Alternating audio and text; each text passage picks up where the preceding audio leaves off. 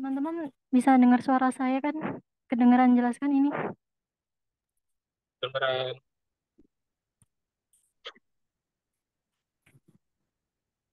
Apakah ini sudah terdengar? Dengar. Oh, ya. Baik, sebelum dimulai, izinkan saya memperkenalkan diri. Saya Aliza sebagai moderator yang akan memandu jalannya kegiatan pelatihan integritas pada sore ini.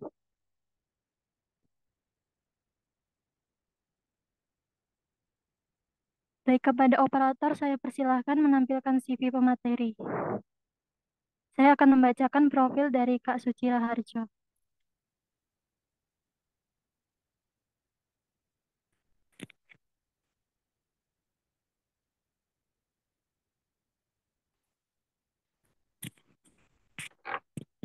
Materi kita kali ini bernama Kak Suci Raharjo yang lahir dari Bekasi tanggal 21 Juni 1990 dan akan menjadi pemateri kita pada sore ini dengan tema upaya penindakan korupsi.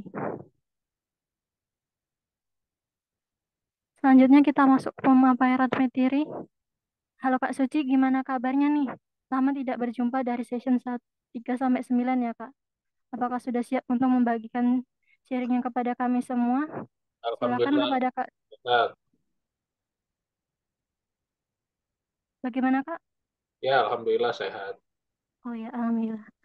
Baik, kepada Kak Suci saya persilakan untuk memaparkan materi kami yang akan diberikan selama 45 menit ya Kak. Baik. Terima kasih Aliza, waktu dan kesempatannya. Saya izin share screen ya.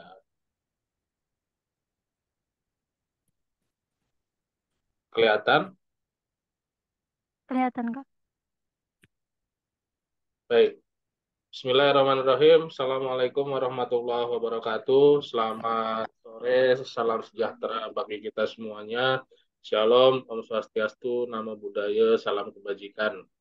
Dan salam Pancasila ya, karena hari ini tanggal 1 Juni adalah hari lahir Pancasila. Kebetulan tadi pagi saya juga harus ke kantor walaupun tanggal merah karena upacara upacara hari lahir Pancasila. Baik, sebelumnya terima kasih atas waktu dan kesempatannya Aliza selaku moderator. Terima kasih juga untuk De Alis waktu dan kesempatannya selaku founder dari komunitas Muda Cerdas Berintegritas. Lama nggak bertemu ya dari season 3, kurang lebih 3 bulanan nggak ketemu. Karena ada tugas kantor yang nggak memungkinkan untuk berinteraksi dengan orang lain. Dan Alhamdulillah kemarin tugasnya sudah selesai di tanggal 24 Mei. Jadi saat ini sudah bisa berinteraksi kembali dan sudah bisa berkolaborasi kembali. Bagaimana kabarnya teman-teman semua? Sehat kah? Alhamdulillah sehat Kak. Alhamdulillah, sehat semua. Dari 5 orang peserta yang ada di sini, siapa aja yang sudah mengikuti full dari materi 1 sampai dengan sekarang, sampai dengan 10? Ada yang lengkap dari materi 1 sampai dengan 10 atau bolong-bolong? Siapa nih? Jessica, full ya dari 1 sampai dengan 10 ya? Ah, mantap. Aliza, bolong-bolong Ada apa? satu ada satu kemarin nggak masuk sih Kak, soalnya ada kegiatan di sekolah gitu. Oke. Terus yang lain, kalau Alis mah udah pasti ya, pasti full. Kemarin yang materi 9 nggak nggak bisa nggak sampai selesai acara-acara keluarga. Oh, ada acara keluarga. Ya, tapi masih ikut mulai awal. Oh ya, siap. Makasih. Salut, Jessica, keren.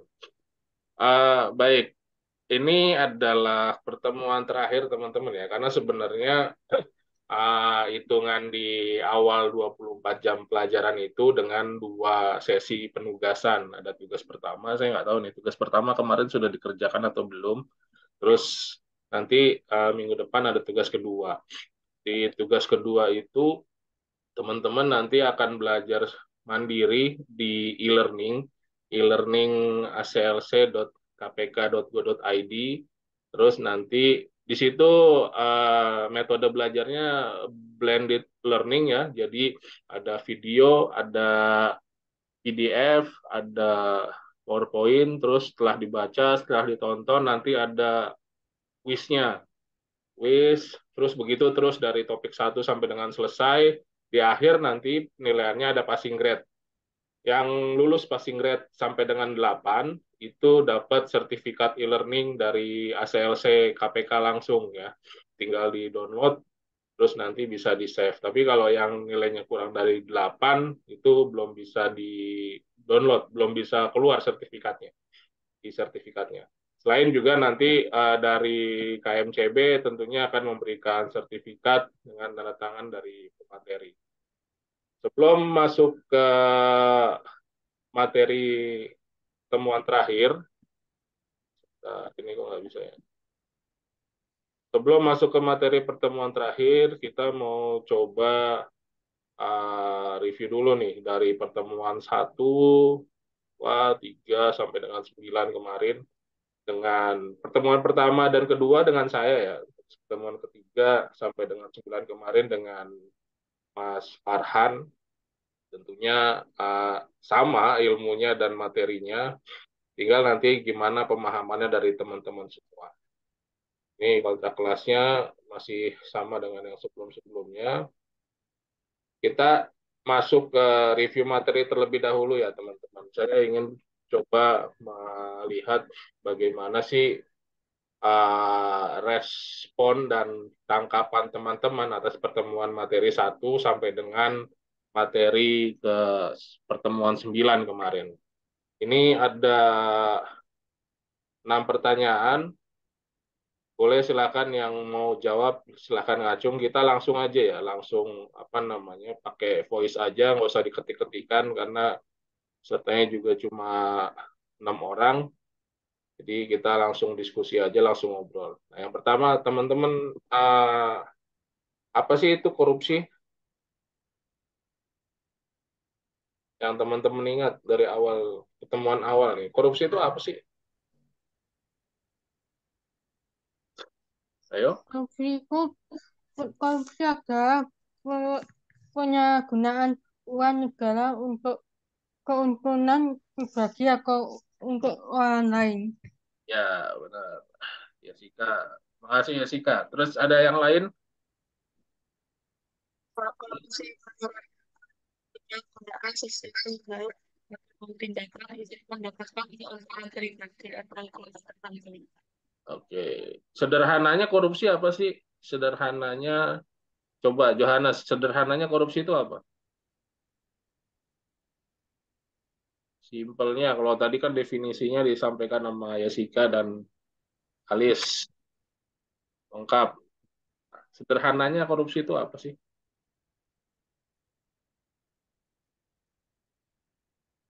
Ada yang ingat? Ini pertemuan pertama. Sederhananya korupsi itu adalah berasal dari bahasa Latin, teman-teman.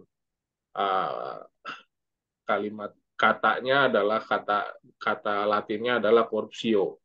Corruptio itu artinya busuk. Jadi perbuatan teman-teman yang tidak beretika, perbuatan teman-teman yang busuk itu bisa dikategorikan sebagai korupsi gitu ya. Apapun itu. Dan bersambung ke pertanyaan kedua, kenapa sih korupsi tergolong extraordinary crime gitu? Karena tadi definisi korupsi sebenarnya tidak hanya menyebabkan kerugian keuangan negara, tapi karena tadi definisi asal korupsi itu adalah busuk gitu. Jadi perbuatan apapun yang kita nilai sebagai kebusukan yaitu bisa bermakna korupsi gitu.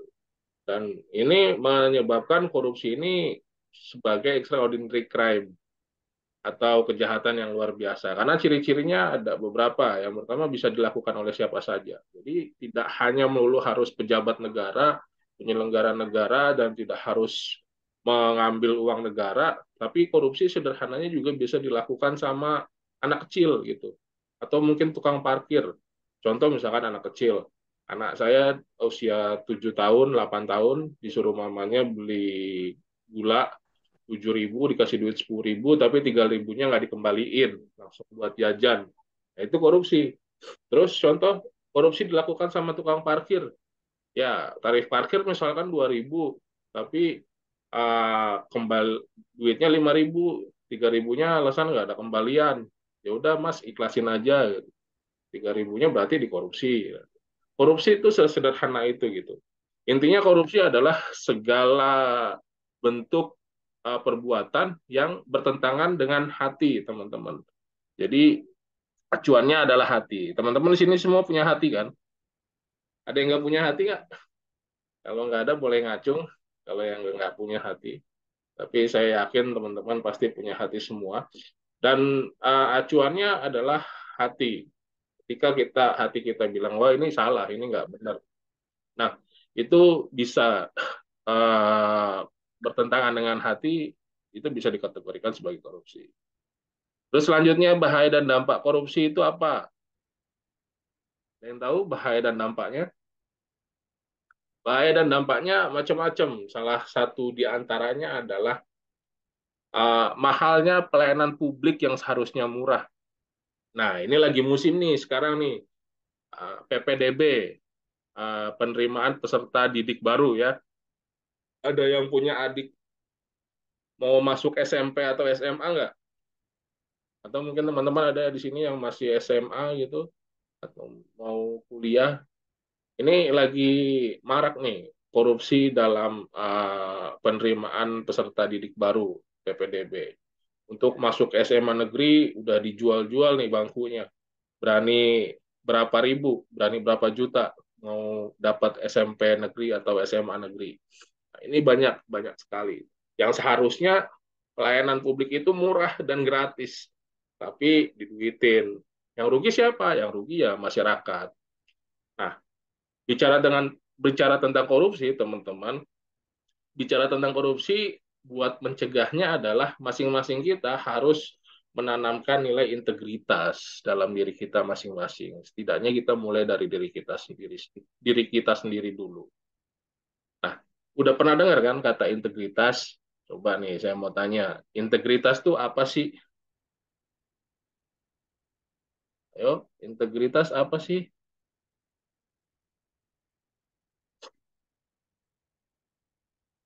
Ada yang masih ingat? Johannes masih ingat tuh? Ini cowok sendiri nih, berdua sama saya cowok nih, harus banyak suaranya. Siap, jelas. Ya, bukan jelas orang saya nanya integritas apa. Kok jawabnya jelas? Sorry. Integritas, kemarin masih ingat nggak pertemuan keberapa itu? Ada bahas materi integritas.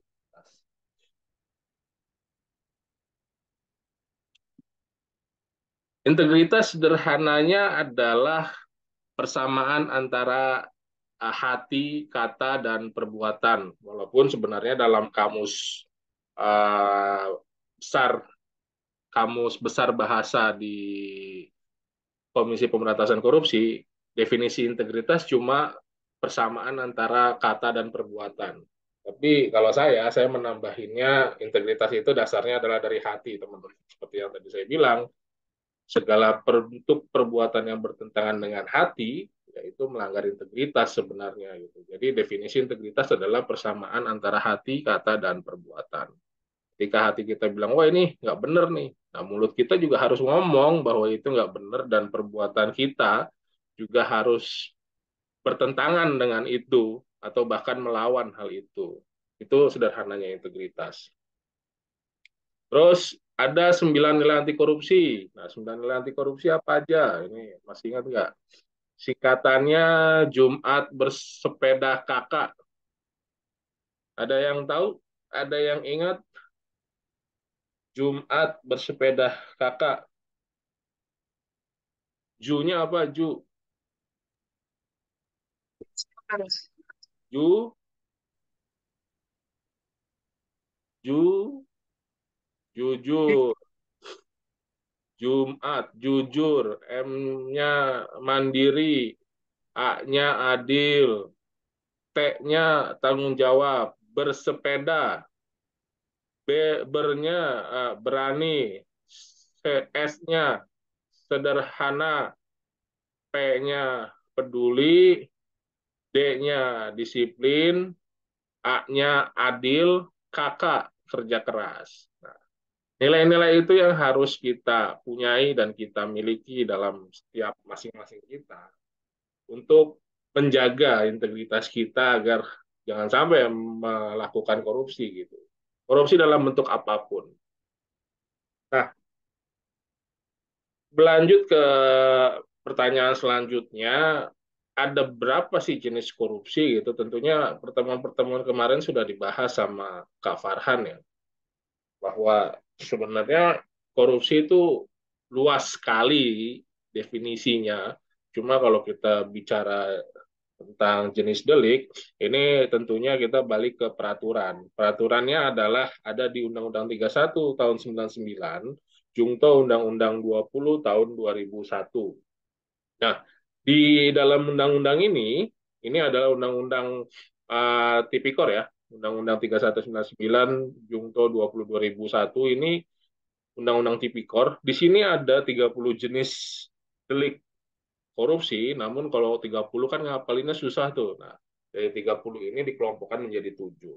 Yang pertama adalah kerugian keuangan negara, yang kedua adalah suap menyuap, yang ketiga adalah penggelapan dalam jabatan, yang keempat pemerasan, yang kelima perbuatan curang. Curang itu juga bagian dari korupsi ya, teman-teman ya. Dan yang keenam adalah konflik kepentingan dalam pengadaan. Jadi pengadaan barang dan jasa ini biasanya di kantor-kantor pemerintahan atau tidak hanya di pemerintahan aja, di swasta pun juga banyak korupsi yang terjadi berkaitan dengan eh, pengadaan barang dan jasa. Dan yang terakhir gratifikasi. Gratifikasi ini materinya luas dan kompleks ya, mungkin butuh satu sesi sendiri untuk bahas gratifikasi, tapi sederhananya gratifikasi adalah pemberian dalam bentuk apapun gitu. Jadi nanti gratifikasi itu ada dua. Yang pertama ada gratifikasi yang boleh diterima, yang kedua gratifikasi yang tidak boleh diterima. Tentunya yang tidak boleh diterima nanti berkaitan dengan tugas dan fungsi kita sebagai apa. Terus upaya pemberantasan korupsi. Ada berapa teman-teman upaya pemberantasan korupsi? Ada yang masih ingat? Bilang Ada berapa? Ada 3. Yang pertama adalah upaya di bidang pendidikan, yang kedua pencegahan, yang ketiga adalah yang kita bahas sore hari ini, yaitu penindakan. Nah, upaya pendidikan apa tujuannya? Upaya pendidikan adalah yang kita lakukan nih selama 1 sampai dengan pertemuan ke-10 ini. Kita memberikan edukasi kepada masyarakat, kepada seluruh kalangan, mulai dari kalangan anak-anak, remaja, dewasa, dan orang tua. Tujuannya satu, upaya pendidikan ini, agar tidak mau melakukan korupsi. Terus yang kedua adalah upaya pencegahan. Setelah tidak mau, tentunya harus ada upaya lanjutannya, harus ada upaya pencegahan. Tujuannya agar tidak bisa seseorang buat melakukan korupsi. Nah, karena tidak hanya korupsi, kejahatan pun dilakukan karena ada niat dan kesempatan. Jadi kalau niatnya sudah dipangkas dengan upaya pendidikan, nah kesempatannya harus dipangkas juga dengan upaya pencegahan. Jadi harusnya kalau sudah tidak mau dan tidak dapat, korupsi nggak akan ada lagi, harusnya. Tapi kenapa nyatanya kok masih banyak aja korupsi yang dilakukan gitu ya, bahkan di berita nih nggak berhenti-berhenti nih. Terakhir Kejaksaan Agung nanganin kasus korupsi timah, bahkan salah satu tersangkanya itu melibatkan suami artis nasional ya. Ini bukti bahwa korupsi itu bisa dilakukan sama siapa saja. Nah, yang ketiga adalah upaya penindakan. Setelah dilakukan pendidikan dan pencegahan, harusnya tidak akan ada lagi korupsi, harusnya, tapi sayangnya kok masih banyak korupsi, makanya dilakukanlah upaya yang ketiga, upaya penindakan. Tujuannya adalah penindakan ini membuat orang takut, karena upaya penindakan nanti akhirnya di endingnya itu adalah upaya hukum paksa, yaitu pidana penjara atau pidana denda. Jadi nanti harus mengembalikan kerugian keuangan negaranya juga, harus dipenjara juga, harus bayar denda juga. Dan tujuannya adalah menjadikan Indonesia yang bebas dan bersih dari praktik-praktik korupsi. Semakin Indonesia bersih, semakin masyarakatnya sejahtera. Nah, terus bicara tentang penindakan, bagaimana sih caranya kita buat berperan aktif atau berperan serta dalam melakukan upaya penindakan korupsi ini? Apakah masyarakat bisa? Oh, tentu bisa. Caranya adalah kalau kita mengetahui ada tindakan korupsi, apa yang harus kita lakukan? Contoh misalkan, ada korupsi di lingkungan kita nih, di kepala desa kita nih, korupsi uang pembangunan jalan, harusnya buat pembangunan jalan, tapi dipakai buat kepentingan pribadinya. Nah, apa yang harus kita lakukan? Yang harus kita lakukan sebagai warga masyarakat adalah tidak hanya diam saja, tapi harus melaporkan. Laporkannya ke mana? Ke aparat penegak hukum. Komisi Pemberantasan Korupsi hanyalah salah satu dari beberapa aparat penegak hukum yang ada di Indonesia. Teman-teman bisa misalkan melaporkan ke kepolisian terdekat. Kalau untuk korupsi biasanya polsek nggak nanganin, teman-teman bisa lari ke Polres minimal atau ke Polda masing-masing. Saya di sini polseknya Polsek Tambun, terus Polresnya Polres Kabupaten Bekasi, dan Poldanya Polda Jawa Barat. Atau kalau perlu, kalau kasusnya besar, bisa dilaporkan ke Mabes Polri, Direktorat Tipikor Mabes Polri. Atau bisa juga teman-teman melaporkan ke kejaksaan setempat, kejaksaan terdekat.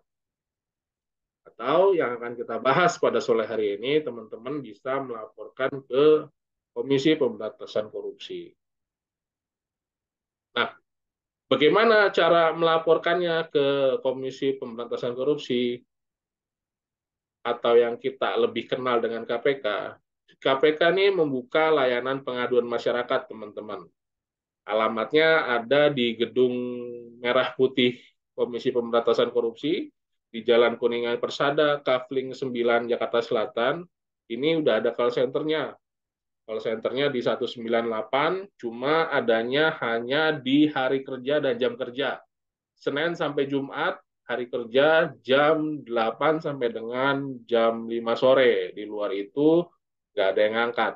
Kecuali kalau nelpon ke yang satunya nih, ke nomor Epitelnya di 021 2557 8389. Ya, ini ada yang ngangkat, tapi paling yang ngangkat kalau malam atau hari libur gini security yang ngangkat.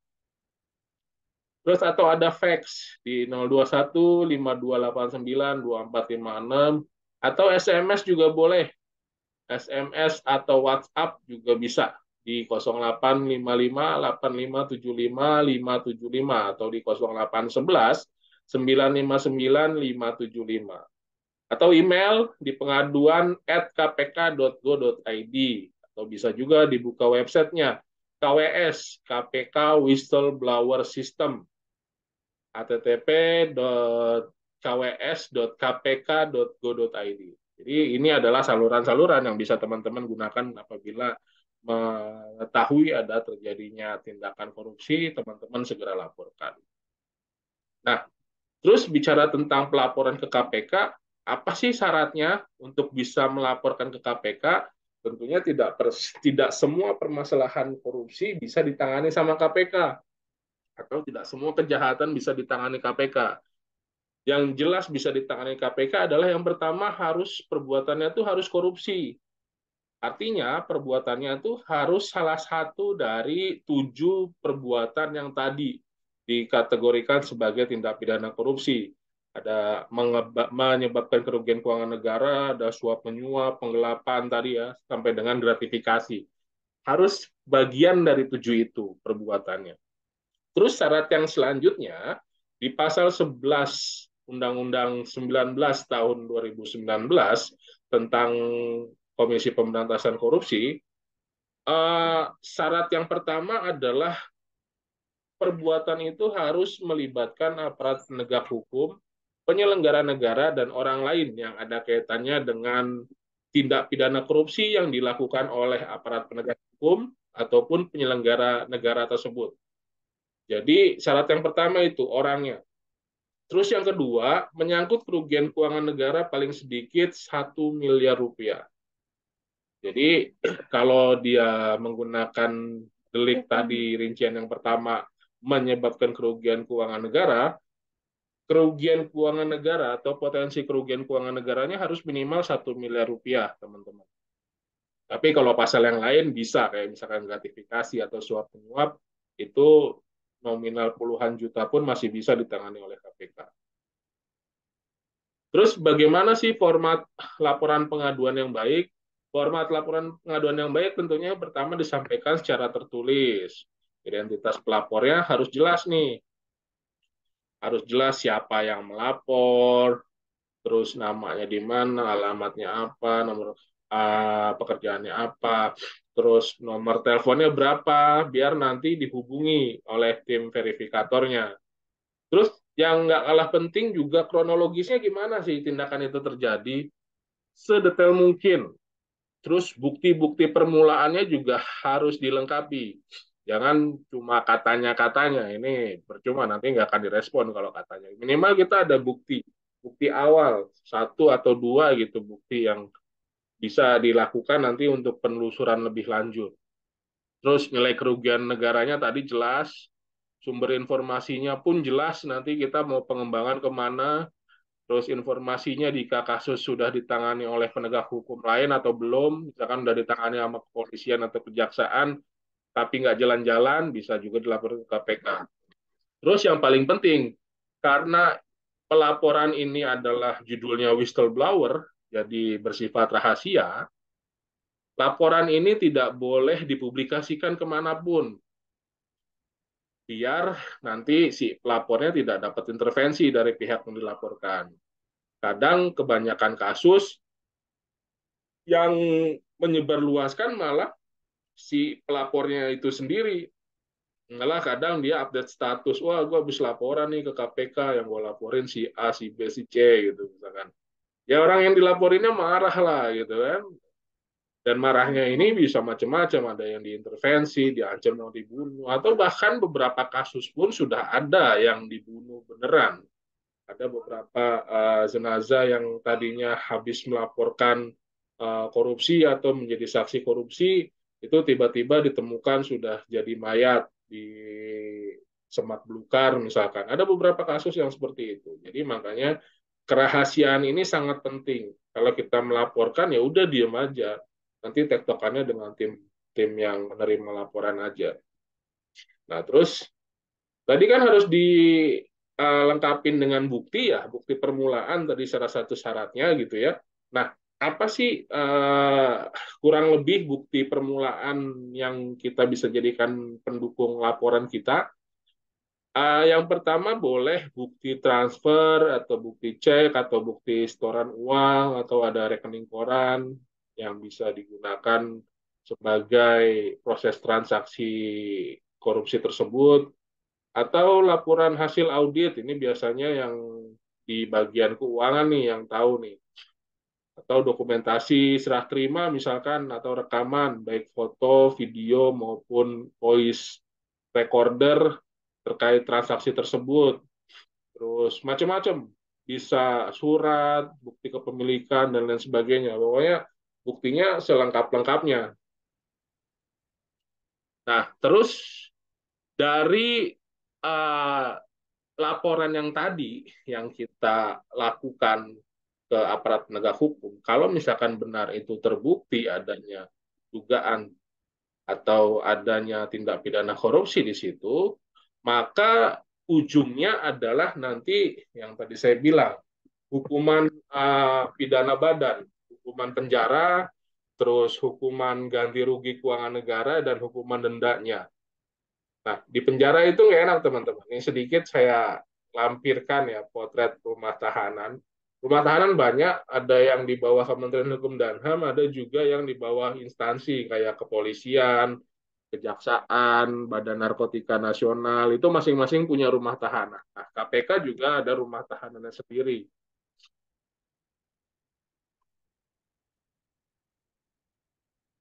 Nah, kurang lebih ini teman-teman rumah tahanan KPK, teman-teman bisa lihat di sisi yang sebelah layar di sebelah kiri, ini adalah kamarnya.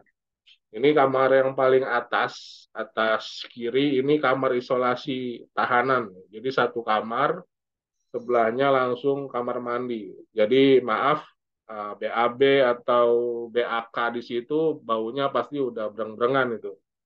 Terus yang kedua dan ketiga ini kamar setelah masa isolasi. Jadi mereka masuk pertama diisolasi dulu 3 hari biar mereka merenung, biar mereka beradaptasi.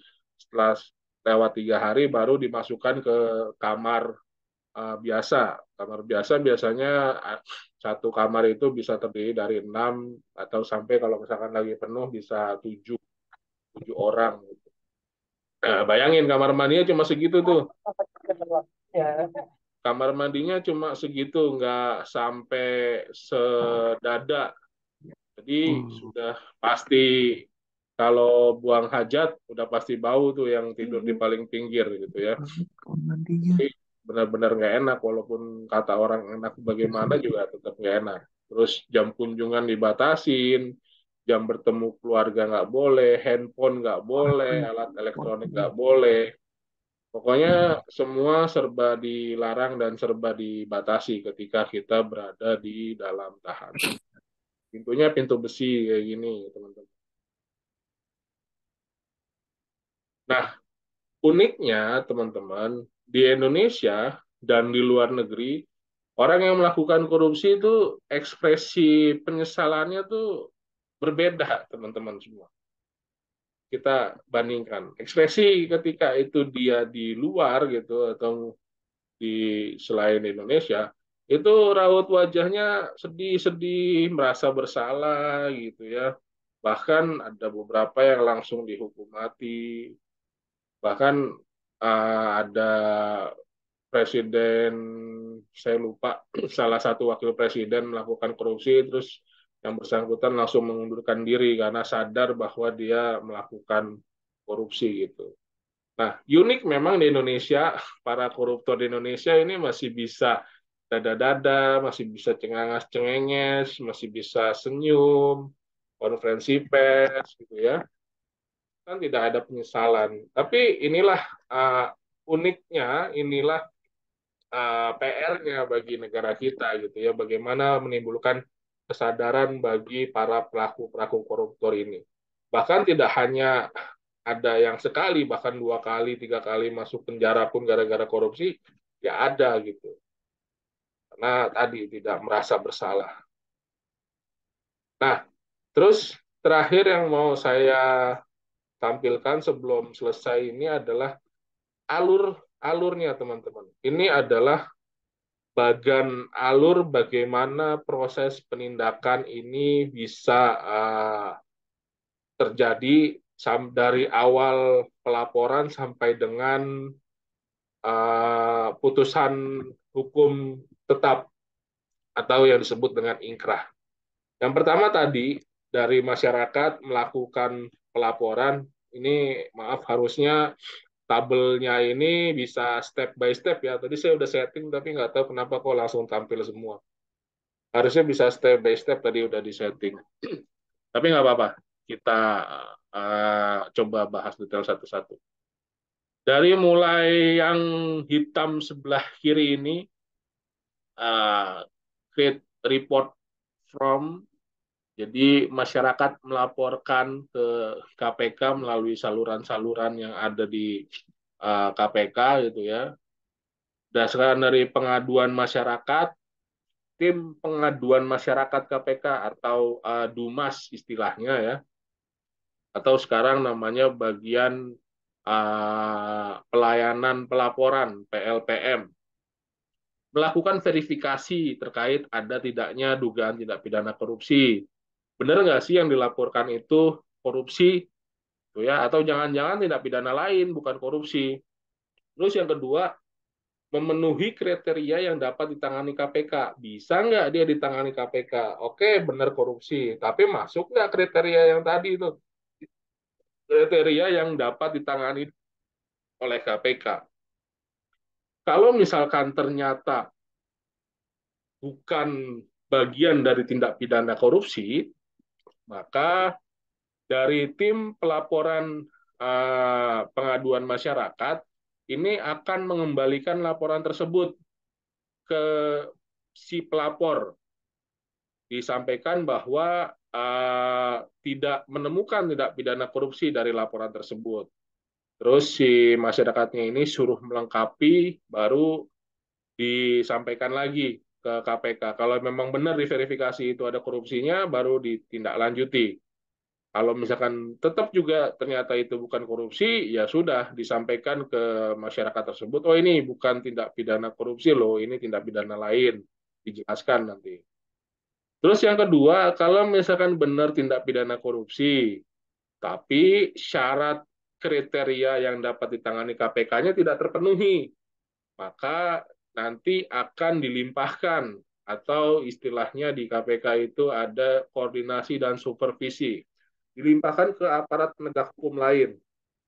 Nah, ini bisa ke kepolisian atau kejaksaan dengan ditembuskan juga ke pelapornya. Jadi nanti yang nanganin bukan KPK, karena benar itu korupsi, tapi nggak bisa ditangani sama KPK, jadi yang nanganin polisi atau jaksa. Nah, jika kedua syaratnya ini terpenuhi, maka tim uh, verifikator ini akan melakukan ekspos atau gelar perkara. Gelar perkara ini dihadiri oleh penyidiknya dan oleh jaksa penuntut umumnya, menyatakan bahwa berdasarkan hasil verifikasi, baik itu verifikasi data maupun verifikasi laporan, verifikasi lapangan, maaf, verifikasi lapangannya bisa terbuka, bisa tertutup. Yang tertutup itu yang kayak di film-film, teman-teman, kalau teman-teman suka nonton film action atau film agen intelijen, verifikasi tertutup dilakukan seperti itu. Jadi kita mengintai, baik itu mengintai jarak dekat, menguntit, terus menyadap, merekam, dan lain sebagainya. Kegiatan-kegiatan yang sifatnya tertutup atau rahasia gitu ya.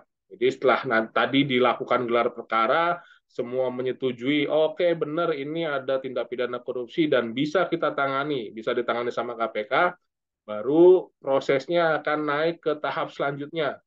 Tahap selanjutnya adalah tahap penyelidikan. Tahap penyelidikan ini apa sih teman-teman? Nah, sesuai dengan pasal 1 angka 5 KUHP, atau Undang-Undang Nomor 8 Tahun 1981, definisi penyelidikan adalah serangkaian tindakan penyelidik untuk mencari dan menemukan suatu peristiwa yang diduga sebagai tindak pidana. Dalam hal ini tindak pidana korupsi ya. Guna menentukan dapat tidaknya dilakukan penyidikan menurut cara yang diatur di dalam KUHP ini. Jadi cara penyidikannya nanti diatur juga di KUHP. Nah, penyelidik mulai melakukan penyelidikan nih. Penyelidikannya dia bisa memanggil saksi, bisa diperiksa saksinya, atau bisa melakukan pengumpulan bukti lainnya. Karena bukti itu tidak hanya keterangan saksi. Bukti ada berbagai macam jenis klasifikasi bukti. Nanti ada materinya sendiri nih. Tapi setidaknya selain ada keterangan saksi juga harus ada bukti tertulis. Jadi bukti-bukti ini nanti dikumpulkannya melalui berbagai cara. Ada yang terbuka, ada yang tertutup. Yang terbuka Misalkan mau mendapatkan suatu bukti ke instansi, ya tetap penyelidik KPK datang bawa surat tugas, bawa lencana kewenangan, dan bawa ID card buat minta bukti gitu ya, minta berkas atau minta dokumen atau minta data. Kalau yang tertutupnya ya semua undercover, semua sifatnya rahasia seperti yang tadi dilakukan di verifikasi lapangan pengaduan masyarakat, cuma ini proses penyelidikan, semua dilakukan oleh penyelidik secara tertutup dan rahasia. Di KPK punya tim sendiri namanya tim surveillance gitu ya, bahkan sesama pegawai KPK saja tidak saling kenal mana sih ini yang tim surveillance mana yang bukan gitu ya, karena tim surveillance istilah lainnya tim suluman, memang dia nggak pernah ke kantor, kantornya bahkan di luar, bahkan identitasnya pun dia memakai identitas orang lain dan bukan identitas KPK gitu, karena ini bersifat tertutup dan rahasia. Dari proses penyelidikan tadi, baik tertutup dan terbuka, kalau misalkan tim penyelidik telah yakin bahwa dua alat bukti sudah lengkap dan sudah dikumpulkan, dan bisa melanjutkan proses selanjutnya untuk naik ke tahap penyidikan, maka dilakukan gelar perkara lagi, dilakukan ekspos lagi, dihadiri oleh penyelidik, penyidik, dan penuntut umum yang akan menangani kasus ini. Penyidikan itu apa sih? Penyidikan adalah serangkaian tindakan penyidik dalam hal dan menurut cara yang diatur di dalam undang-undang ini, maksudnya KUHP, untuk mencari serta mengumpulkan bukti yang dengan bukti itu membuat terangnya suatu tindak pidana yang terjadi dan guna menemukan tersangka. Jadi sudah tahu nih ada tindak pidana dalam hal ini korupsi ya. Nah, proses penyidikan ini membuat semakin terangnya semakin jelasnya bahwa oh memang benar ini terbukti adanya tindak pidana korupsi. Terus kalau memang udah terbukti siapa yang akan jadikan tersangka, siapa pelakunya. Nah, ini ada di proses penyidikan. Dari proses penyidikan ini keluarlah SPDP, surat perintah dimulainya penyidikan. Nah, di surat perintah dimulainya penyidikan ini biasanya sudah ada nama tersangkanya, siapa nih yang jadi tersangka dalam kasus ini.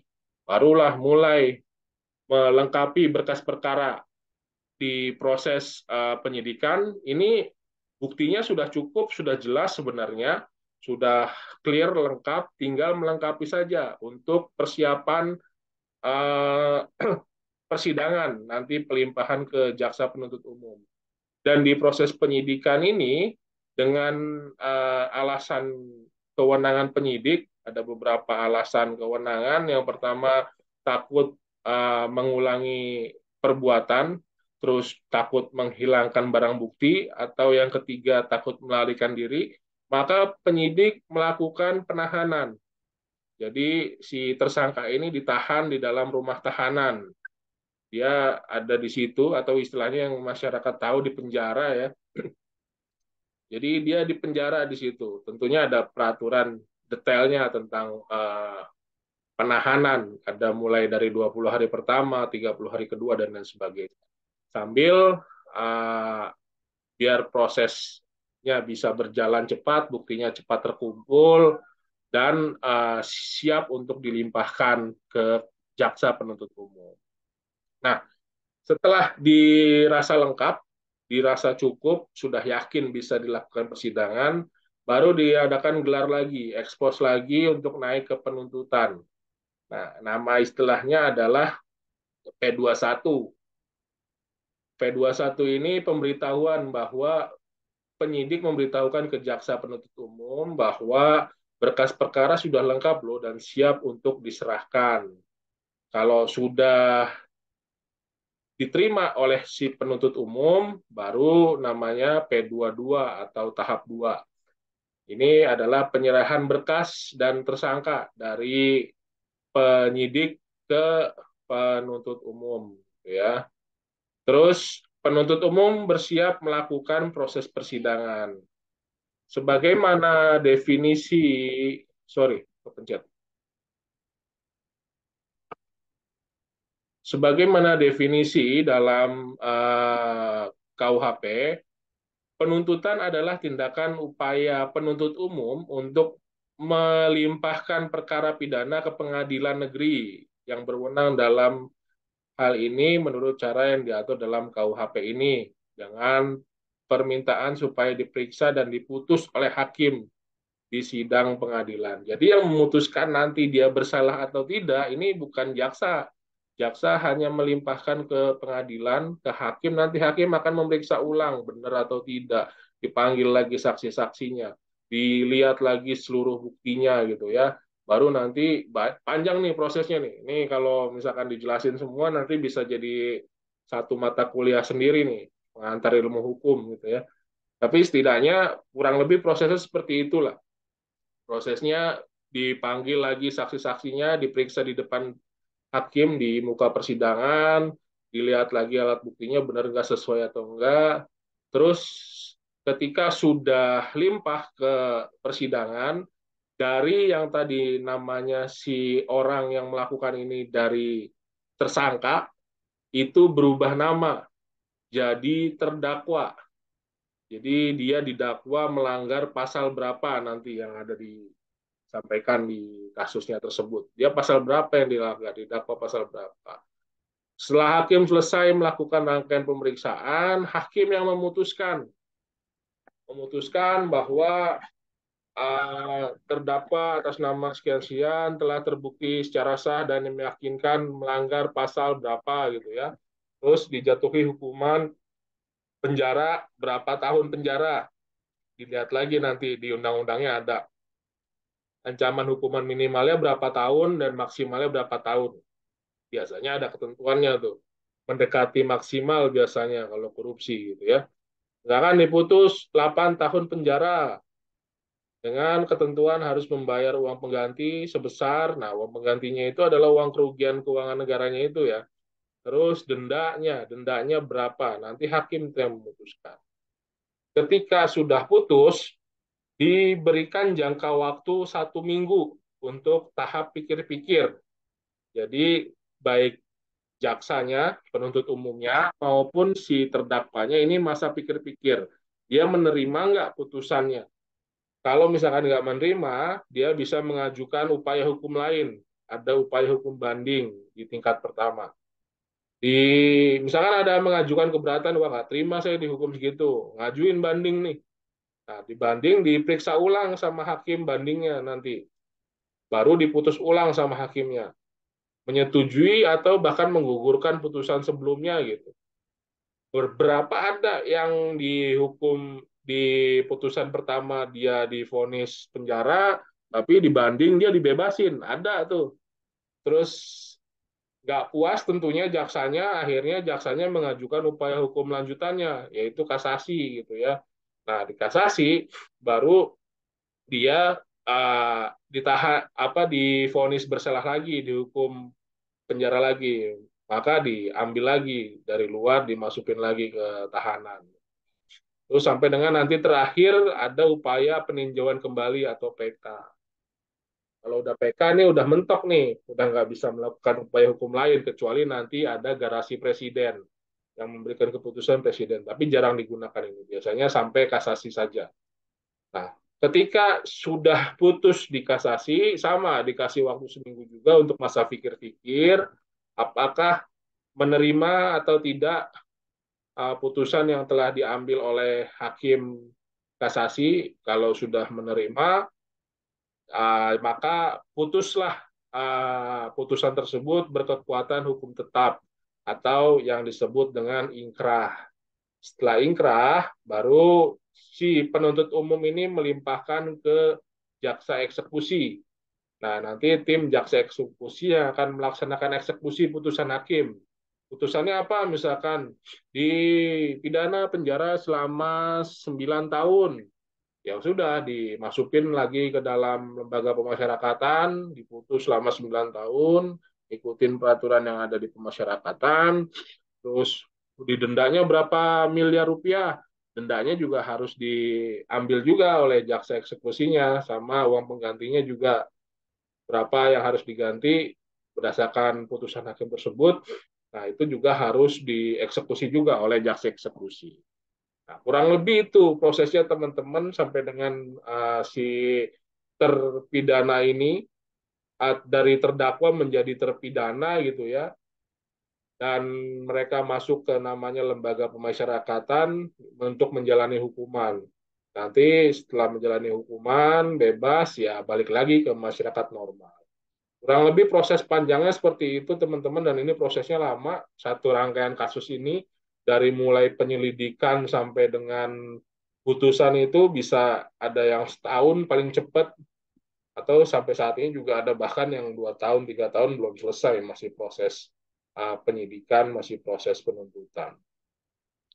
Baik, mungkin itu teman-teman untuk materi pada sore hari ini. Selanjutnya saya serahkan ke moderator. Terima kasih.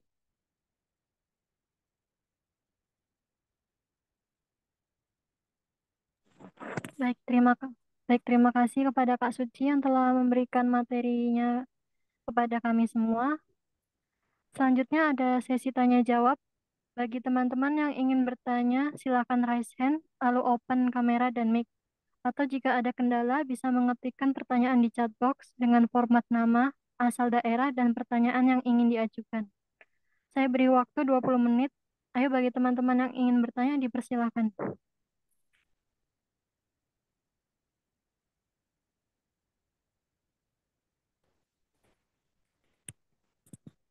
Adakah yang ingin bertanya? Pada jelas, jelas apa belas? Jelas. Jelas, Kak. Kalau nggak jelas ya paling belas, ya, udah lupa semua, cuma lewat doang. Tapi nggak apa-apa, setengahnya nanti ini kan ada rekamannya, nanti kalau mau belajar bisa diputar lagi rekamannya. Enggak jelas.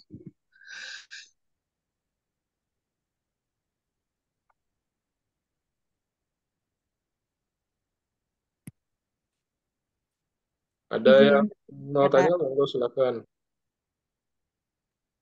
di sini kan tadi di proses penangkapan kasus tipikor ini kan ada berkas sama TSK ya. Nah itu TSK itu maksudnya gimana ya Kak? PSK itu singkatan dari tersangka. Jadi selain ada buktinya berbentuk berkas, juga ada nanti tersangkanya, siapa nih yang jadi tersangkanya. Gitu. Kalau teman-teman lihat di TV itu biasanya kalau udah jadi tersangka ditahan, kalau di KPK pakai rompi orange, kalau di kejaksaan tuh pakai rompi pink dia biasanya, di unyu-unyu. Tersangka itu orangnya, orang yang melakukan korupsi. Kita kalau masyarakat umum tahunya koruptor lah gitu.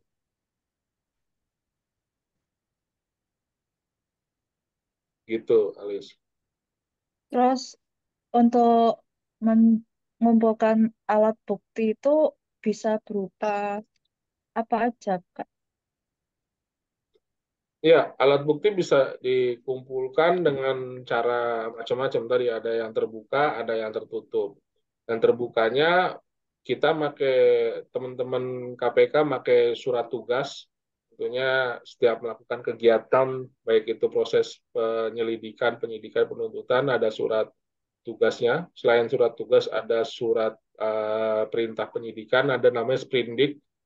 Ada sprindiknya, ada surat tugasnya, dan itu kita bawa biasanya. Kita misalkan mau ngumpulin bukti kemana nih, misalkan saya penyelidik KPK mau mau nyari tahu data transaksi keuangannya atas nama Alicia di bank, kita sebut saja BCA misalkan. Nah, kami datang tuh bawa surat perintah penyelidikan, bawa surat tugas, bawa rencana kewenangan, dan bawa ID card. Datang menemui banknya, kita temuin penjabatnya, kita berikan kelengkapannya, dan atas nama hukum yang bersangkutan harus menyerahkan apa yang kita minta gitu. Dan tidak bisa, tidak, oh saya nggak mau ah, nggak boleh gitu. Ini kan rahasia loh, bukan rahasia, karena ini sudah menyangkut perkara hukum, jadi dengan kewenangan yang dimiliki oleh penyelidik, penyidik, dan penuntut umum, si orang yang dimintai dokumen dan data tersebut harus wajib memberikan, gitu ya. Bahkan kalau tidak memberikan, dia bisa kena pidana. Pidananya ada menghalang-halangi proses penyidikan. Nah, ini pidana baru. Beberapa ada yang kena tuh. Ada contoh misalkan teman-teman tahu Setia Novanto nggak? Tahu. Tahu ada. Selain Jessica siapa yang tahu ada kasus Setia Novanto?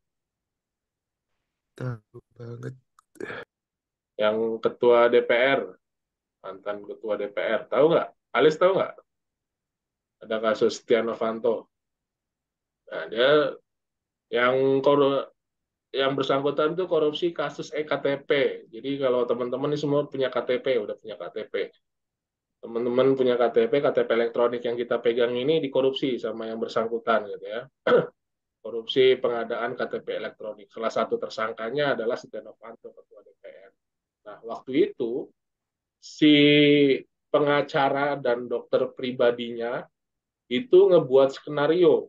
Jadi seolah-olah si Setia Novanto ini tabrakan, nabrak tiang listrik, terus sakit gitu ya. Dimanipulasi lah intinya, pemeriksaan kesehatannya dimanipulasi sehingga masuk rumah sakitnya juga udah disetting sama mereka, nggak boleh keluar gitu ya. Dimanipulasi gimana caranya biar si tersangka ini tidak dilakukan penahanan sama penyidik gitu. Nah, tapi ternyata setelah kita juga dengan upaya hukum tentunya ya tetap juga dilakukan penahanan walaupun di rumah sakit gitu. Setelah selesai baru dimasukkan ke rutan. Itu nanti ada videonya, nanti saya share. Dan kebetulan waktu itu saya langsung yang melakukan upaya penahanan terhadap yang bersangkutan kalau Setia Novanto. Itu ada di YouTube-nya, nanti bisa dilihat. Terus karena dalam proses perkembangan penyidikan diketahui bahwa ternyata kejadian tabrakan tersebut adalah skenario yang sudah disusun dan dirancang sedemikian rupa oleh pengacara dan oleh si dokter pribadinya, maka pengacara dan dokter pribadinya juga dikenakan pidana. Jadi tersangka juga mereka. Tersangka apa? Tersangka dalam tindak pidana menghalang-halangi proses penyidikan. Jadi bukan hanya pelakunya, tapi ketika kita menghalang-halangi proses penyidikan, kita juga bisa dipidana. Kalau nggak salah, pengacaranya itu kena 4 tahun, dokternya juga kena 4 tahun. Tapi kalau Setia Novanto-nya, aku lupa ya, kurang lebih kalau nggak salah di atas 10 tahun yang bersangkutan itu. Sekarang masih di Sukamiskin. Gitu. Jadi prosesnya panjang, Lis.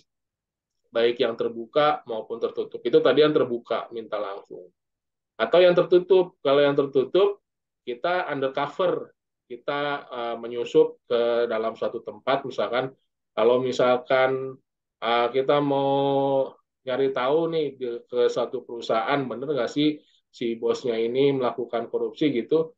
Nah, tim penyelidik kita undercover nih, menjadi karyawan di perusahaan itu, ikut benar kerja di perusahaan itu, tapi sebenarnya dia lagi mengumpulkan bukti dalam bentuk apapun gitu, atau ada yang di perusahaan itu sebagai cleaning service atau office boy gitu, tapi mereka sebenarnya penyelidik dan penyidik yang lagi undercover untuk mengumpulkan bukti. Itu yang tertutup. Kalau mungkin di sini ada yang suka nonton film action ya, kurang lebih kayak gitulah kenyataannya. Tapi bahkan lebih seru dari itu sih, hal-hal yang tidak tidak difikirkan sebelumnya itu bisa terjadi di lapangan. Gitu, Lis. Ada terbuka, ada tertutup. Prosesnya rangkaiannya panjang untuk mengumpulkan bukti sampai dengan bisa memutuskan, oh si A ini tersangka. Gitu. Ya, ya Sika silakan. Kalau seperti yang kemarin, Peggy sama siapa itu yang masuk TV tuh, Siapa? Gina sama Peggy itu, ternyata Gina. ya Gina Oke. dan Peggy itu kok ternyata Peggy yang dimaksud tersangkanya. Oke, terkait kasus Vina aku nggak ngikutin perkembangannya ya. Tapi kalau yang sekilas baca di berita sih, yang pertama kasus itu kasus pembunuhan, bukan kasus korupsi gitu ya. Tentunya saya nggak intens merhatikan bagaimana konstruksi perkaranya di situ, apa yang terjadi di situ, kronologisnya gimana, terus bagaimana sampai polisi bisa salah menetapkan tersangkanya, padahal sudah 8 tahun, sudah di penjara juga dan bahkan sudah keluar ya katanya, terus baru ternyata ada tersangka lain di belakangnya. Tapi kalau sedikit yang saya bisa ambil kesimpulan dari kasus tersebut, adalah mungkin bisa saja ada oknum, karena oknum itu biasanya ada di mana-mana ya, tidak hanya di kepolisian, di kejaksaan, atau mungkin di kehakiman, bahkan di KPK sendiri pun ada yang namanya oknum gitu. Bahkan di KPK sendiri, mulai dari penyidiknya ada yang sudah dipenjara karena korupsi, bendahara bendaharanya ada juga yang sudah dipenjara karena korupsi. Bahkan terakhir yang lagi rame kemarin, dan salah satu kenapa saya menghilang dari peredaran juga ada teman-teman yang bertugas di rumah tahanan KPK itu juga ada 15 orang di penjara juga karena mereka melakukan pungli di rumah tahanan KPK. Dan ada selain 15 orang yang di penjara, ada juga 66 orang yang diberhentikan, yang dipecat karena turut serta dalam melakukan pungli. Yang aktor-aktor utamanya di penjara saat ini ditahan di rumah tahanan Polda Metro. Jadi balik lagi kalau bicara masalah oknum, tentunya di mana-mana ada oknum. Mungkin dalam kasus tersebut memang dulu ada oknum yang membuat kasus tersebut terkesan melindungi seseorang gitu ya. Tapi sekarang kan sudah terbuka tuh, nanti juga makin lama makin terang. Harusnya uh, bisa dibuktikan lah siapa pelaku sebenarnya. Terus kalau memang Polri juga berkomitmen, harusnya bisa dipecahkan juga waktu itu siapa oknum yang bermain dalam kasus tersebut gitu. Itu tentunya nanti prosesnya masih panjang itu kasusnya Vina. Gitu. Tapi saya kurang update sih kalau kasus Vina. Monggo silakan. Ada lagi? Kita diskusi aja. Kak, aku pengen tahu dong yang itu kan ada orang dalam yang ketahuan ngelakuin ngelanggar KPK kan. Itu apa ada hukuman tersendiri yang maksudnya lebih berat daripada orang-orang pada umumnya yang nggak kerja di KPK itu, Kak? Oh iya, tidak hanya di KPK. Jadi dalam norma hukum, ketika aparat penegak hukum melakukan pidana atau pelanggaran hukum, maka hukumannya 2 kali lipat lebih berat dari masyarakat umum. Jadi dikenakan sanksi double. Kalau misalkan masyarakat umum hukumannya 4 tahun, dia bisa 8 tahun. Atau kalau misalkan mengacunya nanti ke pasalnya, per pasalnya biasanya kalau aparat penegak hukum, karena KPK termasuk juga aparat penegak hukum ya. Jadi teman-teman yang 15 orang itu yang di internal KPK yang saat ini ditahan di Rutan Polda Metro Jaya karena kasus dugaan pungli yang terjadi di Rutan KPK itu juga dianggap aparat penegak hukum. Jadi tentunya nanti kemungkinan hukumannya akan lebih berat dari masyarakat biasa. Karena di dalam norma hukum, aparat penegak hukum, baik itu oknum polisi, oknum kejaksaan, oknum KPK, atau mungkin ada lembaga lain kayak BNN gitu ya, BNPT yang ngurusin teroris, BNN yang ngurusin narkoba, ada oknumnya bermain, apalagi di kasus yang dia tanganin gitu. Misalkan oknum BNN, dia ketahuan jadi pengedar narkoba gitu atau pemakai narkoba atau bahkan mungkin bandar bandar narkoba, ya tentunya dihukum jauh lebih berat dari masyarakat umum. Atau mungkin ada oknum BNPT yang sebenarnya dia juga merekrut teroris misalkan, ya dia tentunya akan dihukum lebih berat daripada masyarakat umum yang menjadi teroris gitu normanya. Tapi prakteknya tergantung keputusan hakim ya, karena balik lagi ketika sudah di persidangan, keputusan yang mutlak adalah ada di tangan hakim. Itu sebabnya hakim disebut juga sebagai wakil Tuhan di muka bumi.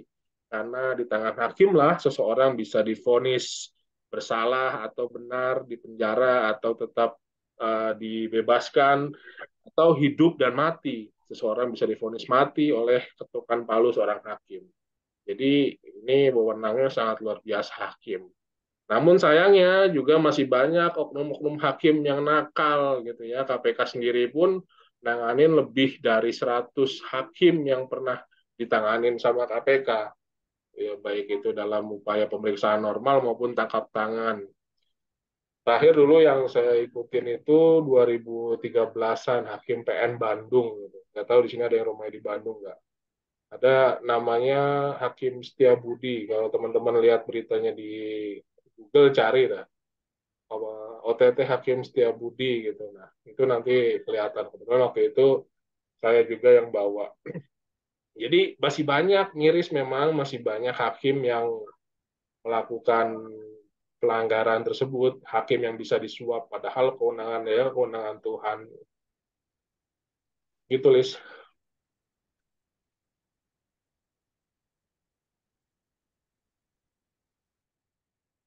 Cukup? Atau ada lagi? Kayaknya sudah ngerti semua ya.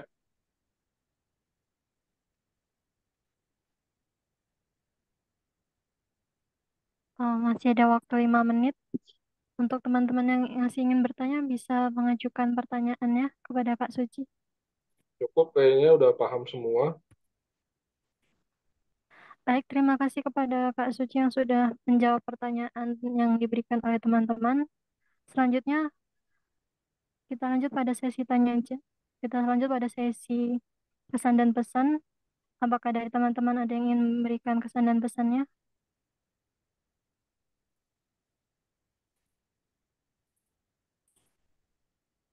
Atau yang tadi sudah bertanya bisa memberikan kesan dan pesan untuk kegiatan sore ini?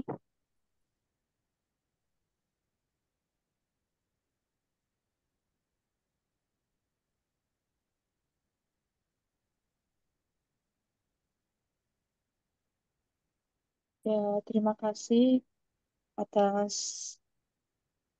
kesempatan yang diberikan oleh Kak Suci selaku pemateri dan juga Kak Farhan yang kemarin sempat membawakan materinya dari season 3 sampai ke 9.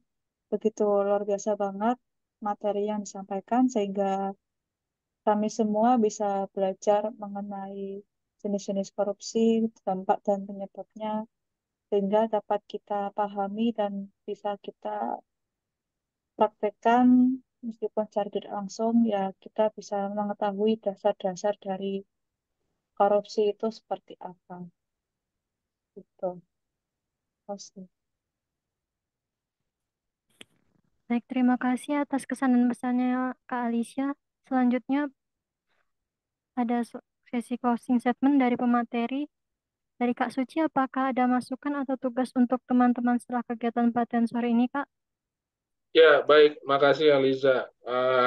Terakhir, sebelum menutup pertemuan ini, yang pertama yang ingin saya sampaikan adalah bahwa minggu depan itu nggak ada pertemuan, tapi ada tugas ya, teman-teman. Nanti akan saya kirim link panduannya melalui Alis, bagaimana caranya membuka link e-learning di ACLC KPK, Anti Corruption Learning Center-nya Komisi Pemberantasan Korupsi.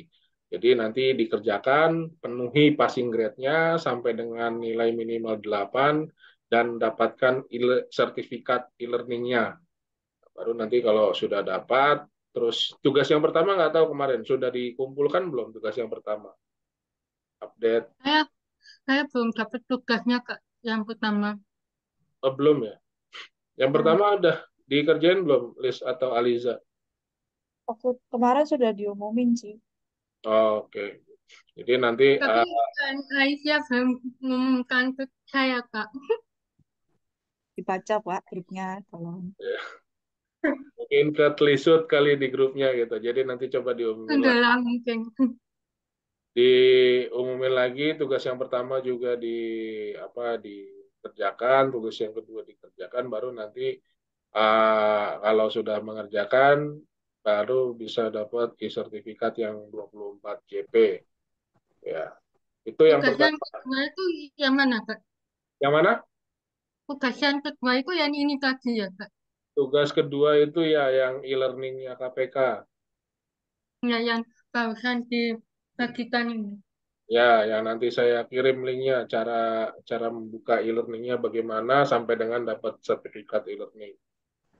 Terus yang kedua adalah mudah-mudahan harapan saya dari pertemuan kelas integritas pendidikan anti korupsi yang diselenggarakan oleh komunitas muda cerdas berintegritas ini tidak hanya formalitas ya. Sebenarnya dari awal kenal Alis itu ngelihat komunitasnya, wah ini komunitasnya ada nama integritasnya nih. Sayang kalau nggak dimanfaatkan untuk pendidikan integritas dan anti korupsi. Kenal udah 1 tahun lebih, hampir 2 tahun baru terselenggara sekarang. Tapi nggak apa-apa, setidaknya sudah terselenggara gitu ya. Dan ini ke depan harus terus diselenggarakan sesuai dengan namanya komunitas muda cerdas berintegritas karena masa depan Indonesia ini ada di tangan kita nih kaum kaum muda gitu. Tentunya kita harus jadi kaum muda yang berintegritas agar Indonesia bisa maju dan berkembang serta masyarakatnya bisa jadi sejahtera. Dan mudah-mudahan komunitas muda cerdas berintegritas ini jadi salah satu komunitas yang mendukung Indonesia, masyarakat Indonesia semakin sejahtera nantinya dengan kaum mudanya semakin banyak yang berintegritas gitu ya. Jadi ke depan mudah-mudahan bisa ada kegiatan-kegiatan serupa yang diselenggarakan.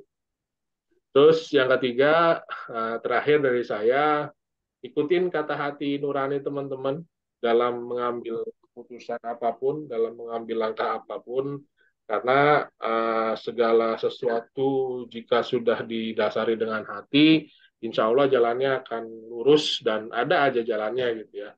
Ikutin aja kata hatinya karena hati nggak pernah bohong, karena hati adalah suara Tuhan yang Tuhan titipkan pada setiap kita. Dan ketika kita ingin ngobrol sama Tuhan, dalam bentuk dan nama apapun di agamanya, cukup bicara dengan hati kalian, maka kalian akan menemukan jawaban dari Tuhan. Itu dari saya. Terima kasih. Mohon maaf kalau di pertemuan sore hari ini ada yang kurang berkenan, ada yang salah penyampaian, atau bahkan ada yang tersinggung. Saya mohon maaf. Saya akhiri. Sekian. Terima kasih. Bila taufiq wal hidayah. Assalamualaikum warahmatullahi wabarakatuh. Selamat sore. Shalom. Om Swastiastu. Namo Buddhaya. Salam kebajikan.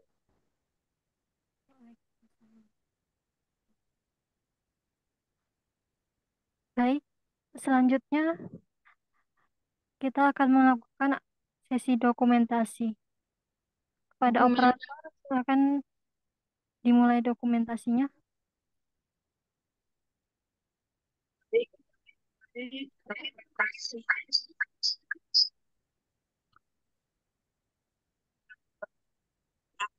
Pada sore hari ini, perlu tidak konten semua, mari kita ambil komunikasinya.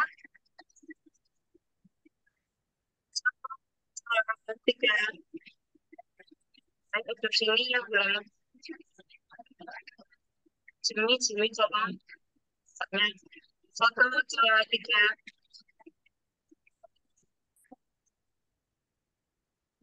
Oke, dan seperti ini teman-teman, misalkan kita stop tindakan korupsi. Coba tiga.